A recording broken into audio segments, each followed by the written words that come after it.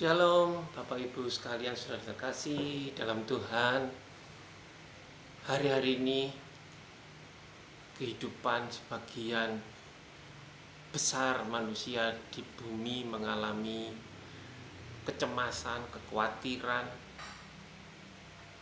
keguncangan oleh karena wabah yang melanda dunia, yaitu virus corona. Sehingga kita pun hari ini kita tidak bisa beribadah. Kita mengikuti anjuran pemerintah untuk belajar di rumah, bekerja di rumah, dan beribadah di rumah. Dan hari ini kita akan merenungkan sedikit firman Tuhan, bahwa kehidupan kita, apapun yang terjadi, kita harus tetap dekat dengan Tuhan. Kita lihat dari Yakobus 4 ayat 8a. Dikatakan, mendekatlah kepada Allah dan Ia akan mendekat kepadamu. Dengan adanya ketakutan, kekhawatiran oleh karena virus corona, sebagian kita karena sudah jenuh di rumah, 24 jam mungkin di rumah, sehingga mereka mengatakan, untuk apa aku hidup kalau hanya untuk seperti ini. Rick Warren, seorang penulis buku yang cukup terkenal, The Purpose Driven Life, menyatakan, jika Anda ingin mengetahui alasan mengapa Anda ditempatkan dalam planet bumi ini, Anda harus memulainya dari Tuhan. Anda dilahirkan oleh karena kehendaknya, dan bagi kehendaknya pula. Ingat, kehidupan kita diprakarsai oleh Tuhan, maka seharusnya lah dijalani bersama Tuhan, sehingga akan berakhir pula sesuai dengan maksud Tuhan. Ketika kita menjadi percaya pada Tuhan, disitulah saat memulai perjalanan bersama Tuhan. Dan disitu pula lah kita mulai belajar menggunakan telinga kita, telinga rohani, dan mengasahnya untuk mendengarkan tuntunan dari Tuhan.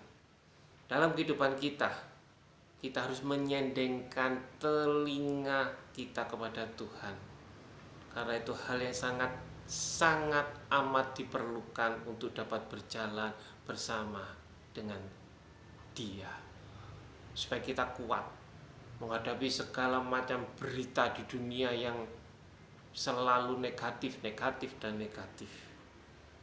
Tapi dengan kita dekat, dengan kita mendengar selalu firman-Nya, kita akan dikuatkan.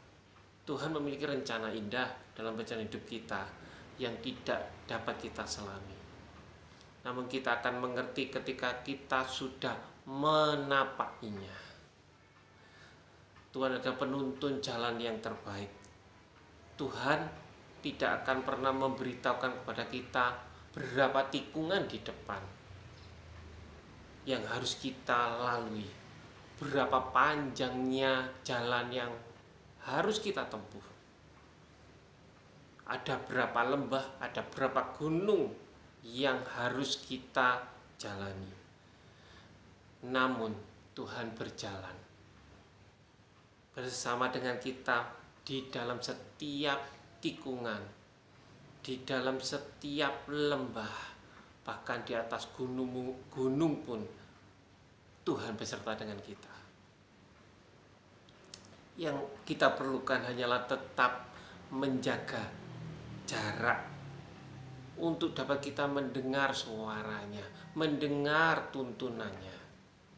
Ada satu peristiwa yang tertulis dalam Matius 15 di ayat 21 dan sampai 28, di mana ada peristiwa seorang ibu yang datang kepada Yesus karena anaknya menderita gara-gara kerasukan setan. Proses yang dilalui ibu ini begitu hebat, sehingga ego ibu ini harus dalam titik nadir untuk direndahkan, untuk menerima kesembuhan.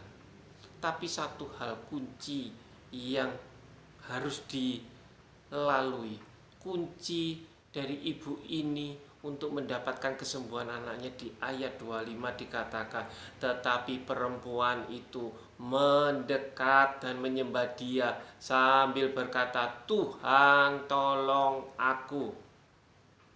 Bapak Ibu terkasih di dalam Tuhan, ada dua hal, yaitu melalui doa kita boleh bercakap-cakap dengan Tuhan yang adalah Bapa kita, dan melalui firman-Nya kita boleh diberkati, ditegur, dan kita akan diberitahu jalan apa yang harus kita tempuh. Jadi doa dan firman adalah langkah untuk memastikan seberapa dekat kita berjalan bersama dengan Tuhan. Terima kasih untuk saudara boleh menyempatkan waktunya beribadah di rumah. Kiranya kita semua diberkati dan kita semua dalam keadaan sehat. Tuhan Yesus memberkati. Shalom.